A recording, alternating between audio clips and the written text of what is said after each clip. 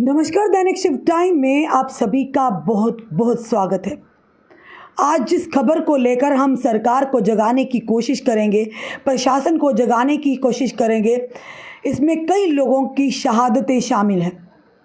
वो लोग आज भी घाटी में डर के साए में जी रहे हैं, डर के माहौल में अपनी सेवाएं दे रहे हैं। भगवान ना करे कल उनको अगर कुछ हो जाता, उनको भी टारगेट का निशाना टारगेट करके उनकी जान ली जाती, तो कौन उनकी जिम्मेदारी उठाएगा। बिल्कुल जी हाँ, हम बात कर रहे हैं all Jammu based reserved category oblique PM package के तहत जो एम्प्लॉइज घाटी में काम कर रहे हैं। हमें वो दिन आज भी याद है जब सोपिंदर कौर जी को, दीपक मेहरा को, रजनी बाला को, राहुल भट्ट को किस तरह से इन्हें टारगेट कर कर इनकी जान ली गई थी। आज तक क्या इन्हें शहीद का दर्जा मिला। रजनी बालाजी की बात करें या फिर बात करें सुपिंदर कौर जी की या दीपक मेहरा जी की, रजनी बालाजी और इन्हें तो स्कूल में जाकर किस तरह से इन्हें टारगेट कर कर मार दिया गया था, इनकी जान ले ली गई थी। आज तक कहीं भी प्रशासनिक तौर पर, सरकार की ओर तौर पर कोई भी इन्हें श्रद्धांजलि नहीं दी गई, इन्हें शहीदी का दर्जा नहीं दिया गया। उसके बाद लगातार ये वो लोग हैं जो 1 साल से भी ज़्यादा समय तक अंबेडकर चौक में, आपको याद होगा, लगातार ये प्रदर्शन कर रहे थे। इन्हें बड़े बड़े नेताओं ने दावे भी किए, वादे भी किए, इवन के इन्हें खाली पेज पर, कोरे कागज़ पर सिग्नेचर भी किए कि आपके लिए ज़रूर कॉम्प्रिहेंसिव पॉलिसी बनाई जाएगी। पर वो वादे दावे सिर्फ खोखले रहे। ये लोग अल्टीमेटली इन्हें घाटी में डरा धमका कर वापस जाना ही पड़ा। आज फिर हम उनकी आवाज़ उठा रहे हैं, और यही नहीं बल्कि ये लोग आज भी डर के साए में जी रहे हैं। लगातार पहलगाम के इस घटना ने उन लोगों के डर को और अजागरूक कर दिया गया है। उनके बच्चे वहाँ पढ़ते हैं, सुरक्षा के पुख्ता इंतजामात नहीं जिसके दावे करते हैं। अगर एक टूरिस्ट स्पॉट को, जो कि इंटरनेशनल टूरिस्ट स्पॉट है, खुलेआम कायर आतंकी आके किस तरह से हमारे उन टूरिस्ट की, उन सैलानियों की जान ले ली जिन्हें रत्ती भर भी डर नहीं लगा, किस तरह से खुलेआम उनकी खून की होली खेली है। और उसके बाद ये लोग, जब इन्होंने अपने ही सहयोगियों को खोया था, सुपिंदर कौर जी को, जिसमें दीपक मेहरा जी थे, रजनी बाला जी थे, राहुल भट्ट जी थे, ये सारे माइनॉरिटी और यानी कि इन्हें टारगेट करके इनकी जान ली गई थी। और यही नहीं, एक और अफसोस की बात है जो सुनकर शायद आप भी हैरान होंगे, हम तो शहीद ही कहेंगे, क्योंकि जिस तरह से ये जिन लोगों को अभी सैलानियों की जान ली गई, देश के गृह मंत्री भी वहाँ पहुँचे, पर जब बताना चाहेंगे आपको, सुपिंदर कौर जी, दीपक मेहरा, रजनी बाला या राहुल भट्ट को जब उनकी जान ली गई थी, उसके लिए कोई भी इस तरह का शोक समारोह नहीं किया गया, कोई भी श्रद्धांजलि नहीं की गई। तो इनके लिए वो भी ये बड़ी दुखद घटना थी, जिन लोगों की जानें गई जो यहाँ पर पर्यटक बनकर आए थे। पर जिन लोगों को टारगेट, जो सरकार को सेवाएं दे रहे हैं, सरकार के जनता को सेवा दे रहे हैं, पब्लिक सर्वेंट है, उनके साथ इस तरह का भेदभाव क्यों। वही नहीं, शहीद रजनी बाला का परिवार आज भी जो उनका जीपी फंड है उसके लिए दर बदर ठोकरें खा रहे हैं। ये पहले उनके पति ने एक बार पहले भी आकर, उनकी बच्ची ने आकर गुहार लगाई थी। आज तक देखिए उनकी तो जान चली गई, उनके साथ संवेदना तो दूर, आज तक वो चप्पलें घिस रहे हैं, कोर्ट के चक्कर लगा रहे हैं जीपी फंड के लिए, जो कि रजनी बाला ने जीपी फंड इंसान रखता है ज़रूरत के समय निकालने के लिए, वो नहीं रहे। कितनी परेशानी होगी उनके परिवार को, तो कम से कम उनकी मेहनत तो उन तक पहुँचे, ये कहीं ना कहीं लापरवाही कहलाई जाएगी। और वहीं पर अगर बात करें, एक और बड़ी महत्वपूर्ण बात है कि डीडीओज़, हमें वो टीचर जो एम्प्लॉइज़ हैं all Jammu based reserve category या फिर पीएम पैकेज के तहत लगे हुए हैं, हमारी लगातार उनसे बात होती है। इसलिए बात होती है कि जितने दिन 1 साल वो बैठे रहे, हमने उन्हें कवर किया, हमारे पूरे मीडिया ने उन्हें कवर किया। पर हम नेता नहीं हैं, हम कोई मंत्री नहीं, सरकार में नहीं, अन्यथा हम उनका मसला हल करने में ज़रूर उनकी मदद करते, पर हम सिर्फ उनकी आवाज़ को बुलंद कर देते हैं। पहलगाम की घटना ने पूरे देश को तो हिला कर रख दिया, पर फिर रिजर्व कैटेगरी के एम्प्लॉइज़, पीएम पैकेज के एम्प्लॉइज़ के अंदर डर को फिर से उजागर कर दिया। अभी भी उन्हें सबसे बड़ी बात कि उनके डीडीओज़ द्वारा उन्हें प्रताड़ित किया जाता है, उन्हें टॉर्चर किया जाता है।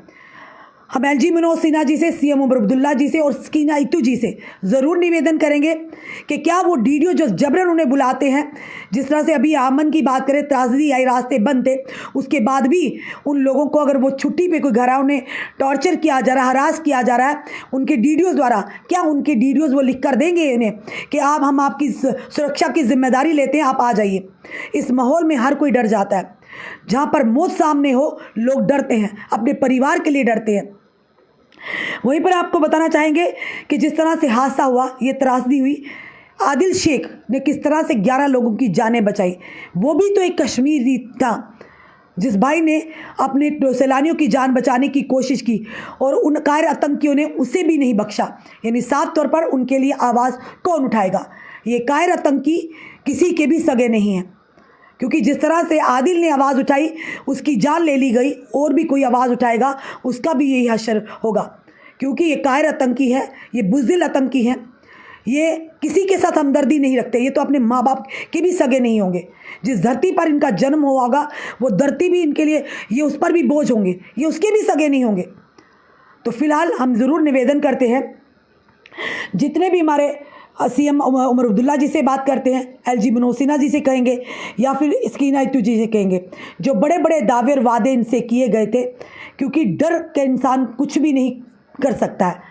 और जहाँ पर हर तरफ तलवार लटकी होगी, क्या लगता है आपको, जिन्होंने उन सैलानियों को नहीं छोड़ा जो दूर दराज से आते थे और आकर कश्मीर की खूबसूरती के बखान करते थे, कश्मीर को जिस तरह से जन्नत कहा जाता है, उस जन्नत का नज़ारा देखने आते थे, रेवेन्यू जनरेट करते, यहाँ की इकानमी को बढ़ाते थे, तो वो उन्होंने बख्शा गया, तो क्या वो इन लोगों को बख्शेंगे? आज भी इनके सर पर मौत की तलवार लटक रही है, किसी को अच्छा लगे या बुरा लगे। वो दर्द हम सुनते हैं उन लोगों का, क्योंकि वो ओपनली बात नहीं कर सकते, वो सरकारी मुलाजिम है, हम ही उनका एक माध्यम है जो हम उनके दिल का दर्द, उनकी बात सरकार और प्रशासन तक रख सकते हैं। क्यों किए थे उनके साथ वादे कि आप पर खाली एफिडेविट बिल भी साइन हुए थे। प्रदेश भारतीय जनता पार्टी के जो प्रदेश अध्यक्ष थे पहले, रविंद्र रैना जी, उन्होंने तो इनके लिए एफिडेविट भी साइन किया था, वो इनके वकील बने थे, पर कहीं ना कहीं उनकी वकालत नहीं चली, क्योंकि जो भी आदेश आता है दिल्ली से आता है। तो हम दिल्ली के अपने जितने भी मंत्री हैं, ये देश के प्रधानमंत्री जी से सवाल करते हैं, इनकी जिम्मेदारी का क्या? कल को भगवान ना करे अगर किसी के साथ फिर से वो घटना दोहराई जाती, फिर से टारगेट किलिंग होती है, जिस तरह से पहले, जिनमें से हमने आपको पहले ही बताया कि सुपिंदर कौर जी हैं, दीपक बेहरा जी हैं, रजनी बाला जी हैं, राहुल भट्ट जी हैं, ये कायर आतंकी फिर से कुछ ऐसा कर सकते हैं। तो इसके लिए क्या आपने प्रोसेस किया है? क्या आपने इनके लिए सुरक्षा के प्रावधान किए हैं? क्यों नहीं इनके लिए एक कम्प्रीहेंसिव ट्रांसफ़र पॉलिसी होती? सॉरी, जब इन्हें लगे थे तब शायद ऐसा माहौल नहीं था, तब इन्होंने सोचा भी नहीं होगा कि इस तरह की चीज़ें होंगी। अब मौत की तलवार को लटकते देखते हर एक भयभीत है, हर एक डरा हुआ, हर दिन डर का माहौल। सुबह ड्यूटी जाना है, इनके बच्चे, इनके परिवार वाले भी वहाँ पे हैं। क्या इनके लिए पुख्ता सुरक्षा के इंतजाम किए गए हैं? क्या गारंटी लेते हैं? वो डीडीओ से भी तंग किया जाता है।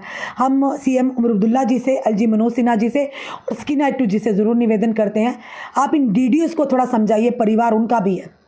अगर आप किसी को तंग करेंगे, कल को आप खुद भी तंग होंगे। तो क्या वो डीडीओ जो उन्हें परेशान करते हैं, आज जम्मू बेस्ड रिजर्व कैटेगरीज के एम्प्लॉइज़ को या फिर पीएम पैकेज के एम्प्लॉय को, क्या वो गारंटी देते हैं लिखकर कि आप उनके कहने पे आप तुरंत वहाँ पर आइए, अगर उन्हें कुछ हो जाता तो आप जिम्मेदारी उठाएंगे? एक तरफ मौत की डर और दूसरी तरफ इन डीडीओस का डर, तो दोनों में अंतर क्या रह गया?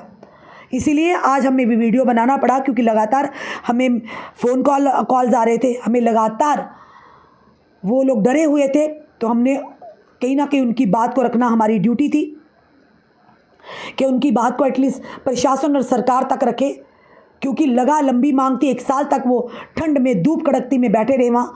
वो अपना जो कि बिल्कुल सूटेबल एंड कम्प्रीहेंसिव पॉलिसी ज़रूर होनी चाहिए हमारे all Jammu based reserve category के एम्प्लॉइज़ और साथ ही साथ पीएम पैकेज के, जिनमें माइनॉरिटीज़ के लोग भी हैं। और बताना चाहेंगे कि ये यही उम्मीद में है, कश्मीरी पंडित है, सिख माइनॉरिटीज़ और all Jammu based reserve categories के लोग हैं, तो इनके लिए ज़रूर कम्प्रीहेंसिव ट्रांसफ़र पॉलिसी बननी चाहिए, ताकि ये लोग अपने आप को सुरक्षित महसूस कर सके, बेफिक्र होकर अपनी सेवाएं जनता को दे सके। जितने भी लोग देख रहे हैं, हम वो समय नहीं भूले। शायद वो नेता लोग, वो लीडर भूल चुके होंगे जब इन्होंने 1 साल से भी ज़्यादा वहाँ बैठकर प्रदर्शन किया था, कि जब लगातार टारगेट किलिंग हुई थी, जिसमें सुपिंदर कौर जी थी, दीपक मेहरा जी थे, रजनी बाला जी थे, राहुल भट्ट जी थे। अफसोस की बात यह है कि रजनी बाला का परिवार आज भी दर बदर की ठोकरें खा रहा है। भगवान ना करे किसी दुश्मन को भी ये दिन देखने पड़े, पर रजनी बाला तो इस दुनिया में नहीं है। पर क्या सरकार प्रशासन का काम नहीं था उनके साथ संवेदना जताए, कम से कम उनके जो जीपी फंड वगैरह वो उन्हें आसानी से मिल जाए, वो भी वो धक्के खा रहे हैं। हमें फ़ोन करते हैं, हमें फ़ोन कॉल्स आते हैं, लोग डरे हुए हैं, एम्प्लॉइज सहमे हुए हैं, पर हमारा एक ही हमारे हाथ में यही है कि हम उनकी खबर लगा सकते हैं, क्योंकि सरकारी मुलाजिम हैं, वो मीडिया के सामने नहीं आ सकते। अगर आएंगे जहाँ पर डीडीओज उन्हें पहले तंग करते हैं और ज़्यादा तंग किया जाएगा, तो इसीलिए वो डर के मारे बोलते नहीं हैं। उनका माध्यम है मीडिया। हम और भी अपने मीडिया सहयोगियों से कहेंगे, ज़रूर इस मुद्दे को आप उजागर कीजिएगा। और कल जिस तरह से फिर से असेंबली सेशन शुरू होना जा रहा है एलजी मनोज सिन्हा जी के द्वारा, हम उम्मीद करते हैं वहाँ पर जितने भी हमारे सांसद माजूद चाहते विधायक होंगे, यानी विधायक वहाँ मौजूद होंगे, वो ज़रूर इस मुद्दे को उठाएंगे। और हम वहाँ हुए तो हम ज़रूर उनके इस मुद्दे को उठाएंगे कि आज भी हमारे all Jammu based reserve category employees और पीएम पैकेज एम्प्लॉइज़ आज भी डर के माहौल में एक एक पल व्यतीत कर रहे हैं। उनकी सुरक्षा की जिम्मेदारी कौन उठाएगा?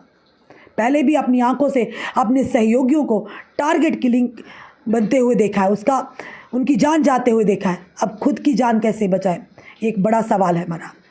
फिलहाल जो भी हमें देख रहे हैं ज़रूर कमेंट बॉक्स में कमेंट कीजिएगा और इस वीडियो को जितना हो सके शेयर कीजिएगा, क्योंकि आना ह्यूमैनिटेरियन ग्राउंड, जान से बढ़कर कोई भी नहीं है। देश के प्रधानमंत्री जी भी कहते हैं, तो किसी की जान बचाना तो बहुत बड़ा पुण्य का काम है। हम देश के प्रधानमंत्री जी से कहते हैं, एलजी मनोज सिन्हा जी से कहते हैं, गृह मंत्री से कहते हैं, अमित शाह जी से कहते हैं। आज हमारे जिन सैलानियों की जान गई, अब सब ने दुख, पूरा देश दुख में डूब गया, पर ये 4 लोग भी हमारे जम्मू के डोगरे थे, इनकी भी जानें गई हैं। आज और भी जो एम्प्लॉइज़ काम कर रहे हैं उनकी जाने ना जाए, उनकी सुरक्षा की जिम्मेदारी कौन उठाएगा? भगवान ना करे कभी भी किसी की जान जाए, चाहे कहीं का भी हो।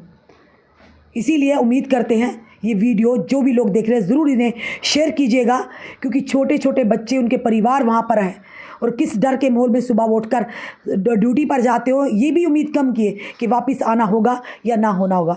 खुद सोचिए किस तरह की समंजस की स्थिति होगी, किस तरह का डर का माहौल होगा कि जब वो घर से निकलते होंगे और ये सोचते होंगे कि वापस घर जा भी पाएंगे या ना जा पाएंगे, क्योंकि इन कायर आतंकियों का नहीं पता, जो स्कूल के अंदर जाकर किसी की जान ले सकते हैं, जो एक एसडीएम ऑफिस के अंदर जाकर किसी की जान ले सकते हैं, जो बैंक के अंदर जाकर किसी की जान ले सकते हैं, उन कायर आतंकियों का क्या भरोसा, वो कहीं भी जा सकते हैं। फिलहाल जितनी भी जनता हमें देख रही है, ज़रूर हमारे इन कर्मचारियों का साथ दीजिएगा, इस वीडियो को ज़्यादा से ज़्यादा शेयर कीजिएगा और अपने सुझाव हमें ज़रूर दीजिएगा। जुड़े रहिए ऐसे हमारे साथ अगले अपडेट के लिए। जय हिंद, जय भारत।